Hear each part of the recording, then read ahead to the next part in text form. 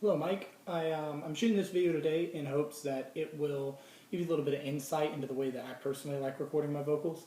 I have here a Blue Spark microphone run through a ART 2-channel preamplifier and a paired ART valve compressor. Now, both of these instruments are tube, and the compressor uses an optical compression stage and a tube pre-stage. So what you have there is the natural tube compression, which gives you the nice round tops of your waveform, and it gives you the fast response of the optical compressor. So the first thing that I want to talk is signal chain.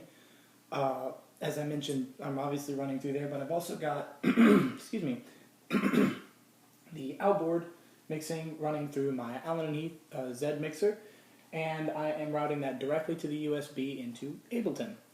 I heard a lot of the guys talk about this plugin, that plugin, and in my general experience, it really doesn't matter what plugin you use for your de-esser, because as someone mentioned underneath my comment, all compressors are just de-essers that are set to a very narrow frequency band of operation. So if you've tried different de-essing plugins and you're still not having the results that you want, of course the first thing that you could do is try and EQ it. Now, I would say that you've probably already tried this, and I saw someone comment that the 3,000 to 5,000 hertz range was where they were trying to target the S. I find that 8,000 to 11,000 hertz is where your syllabus is going to lie, and for my purposes of recording, I found with this microphone 9.2 to 10.8 thousand hertz, depending on the artist. However, there's usually about a 200 hertz range that you can kind of dial in and target, provide a narrow cue on the EQ, really chop that part, and your syllabus will almost completely go away. Now, from what we know about basic compressors, it can be said that a compressor makes loud things softer and soft things louder, thereby squishing your waveform and giving you a more dynamic audio signal at the end of the chain. So the first thing that I want to go to before we even get into the de-essing is how you actually place your microphone. So first and foremost, you do not want your microphone directly addressing the mouth of the speaker. As you can see, it is almost on level with me. Now, this is me sitting up a little bit. If I relax and sit down in my normal position, it would be reasonable for me to just tilt this mic down a little bit so it's aimed at my throat. This does two things.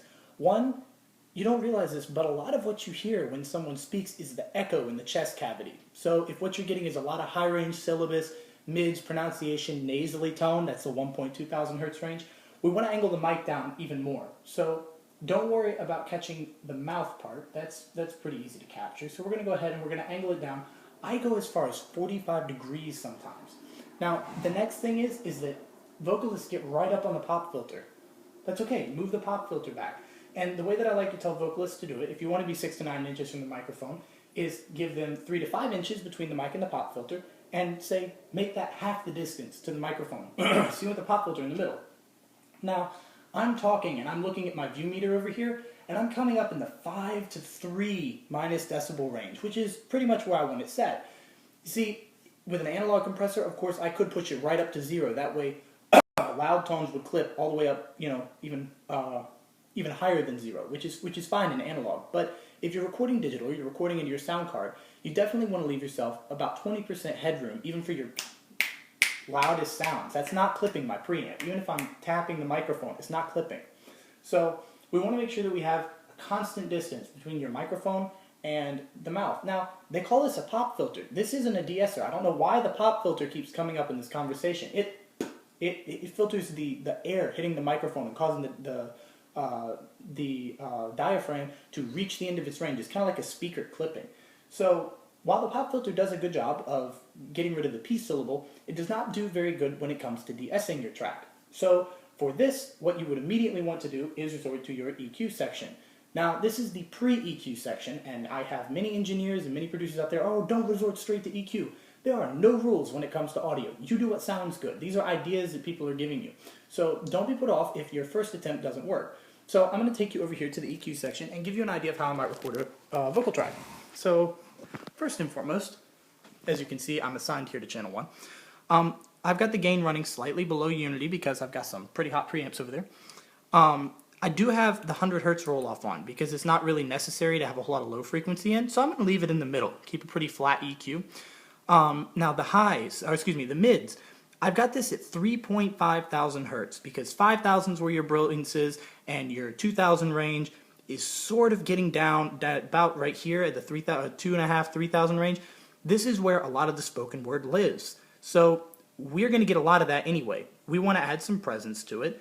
So we will go ahead and dial up just a small amount, couple decibels. This is another thing. If you really crank this thing, right there, you've done damage to the audio signal because you've taken away headroom. You've added several decibels to the end of bus summing. So we want to, from center, just give it a bump.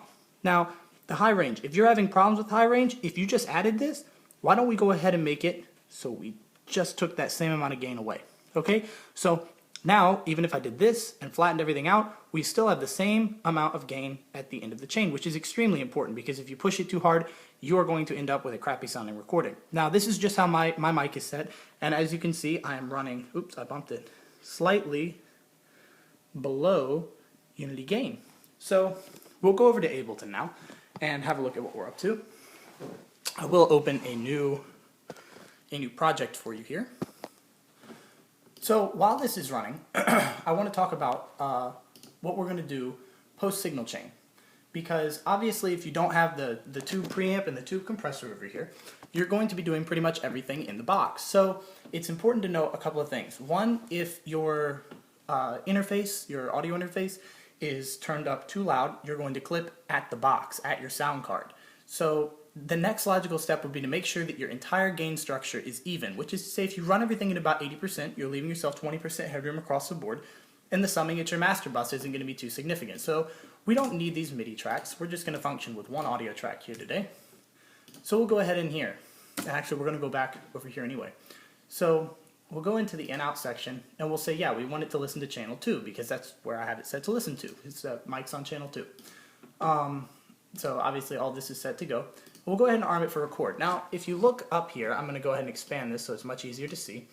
If you look up here, as I'm speaking pretty much directly at this microphone, nowhere in there have I clipped. And it seems to me that those levels reflect the level that I have going into Ableton.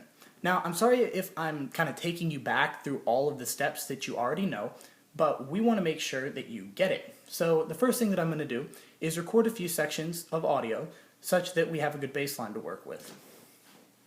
Hello, this is a test of the audio here at Electric Lighthouse Productions, and this is a video that I'm making for Michael Wilson so that he can figure out how to take syllabus out of his recordings.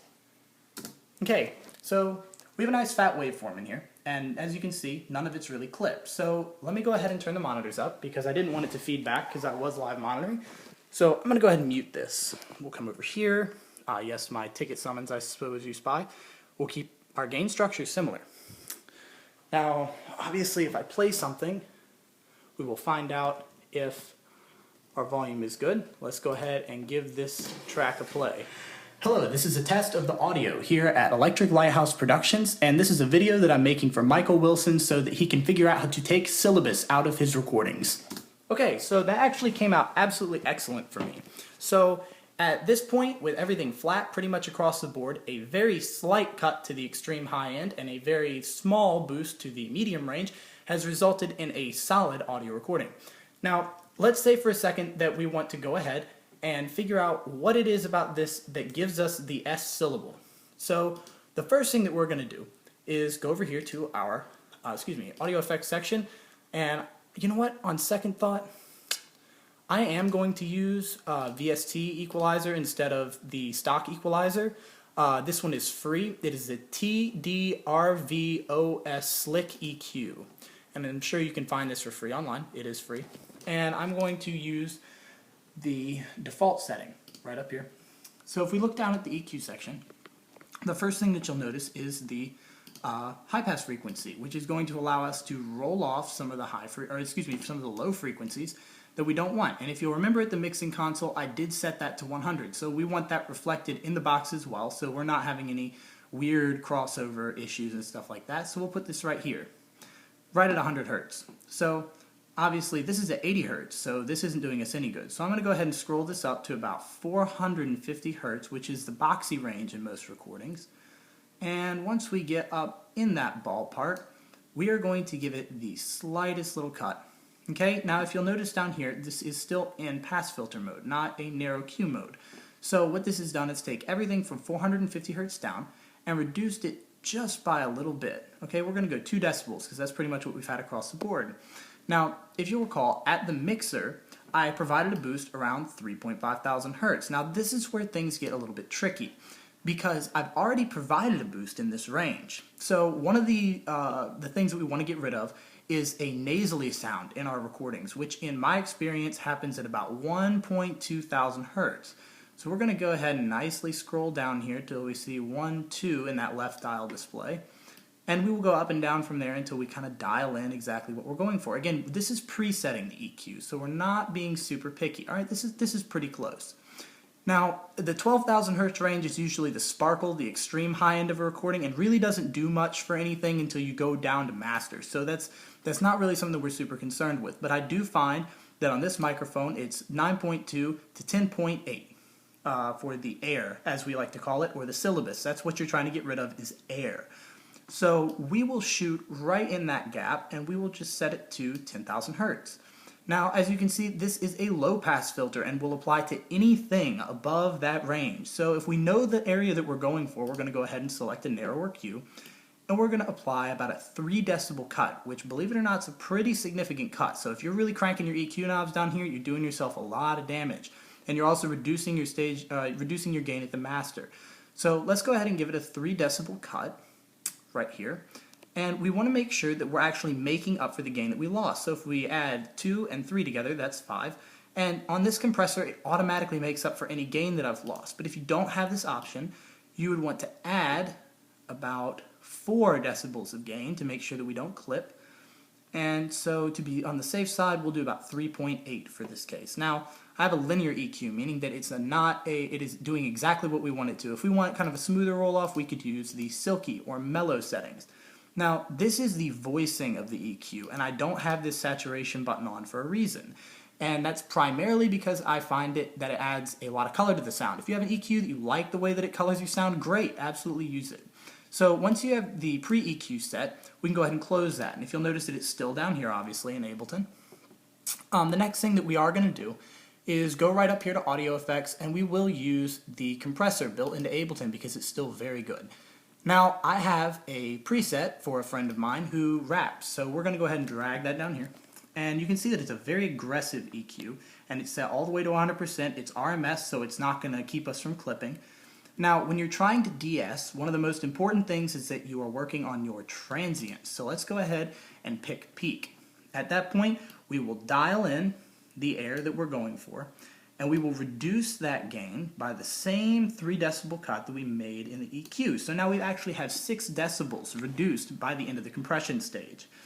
Okay, so this is a little bit confusing. If you want to sidechain your compression, which will allow the compressor only to kick when that S syllabus is made, this is your opportunity to do so.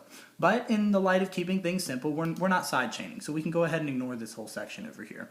Now, if you'll notice the EQ filter type I've used, it selects just around that band. So this would be your high pass, this would be your high pass, this would be your low pass, but we've picked just an area right around it. So we've made that little bit of cut to the syllabus in this case. Now, it's important to note that as you increase the amount of compression, you are making an exponential gain in compression, assuming that there's more than one compressor in line. So in our particular case, over here with this compressor, we do in fact have more than one compressor in line. And as you can see, just generally speaking, down here in the gain reduction stage, we are actually kicking the compressor on. As long as we're not maxed out down here, this is all kind of a meaty, fat range we want to be in. And I'll get a little closer to the mic. And if I speak into it, you can see that for the most part, we're exactly where we should be. That was the distance I was using from the mic. So that's properly dialed in.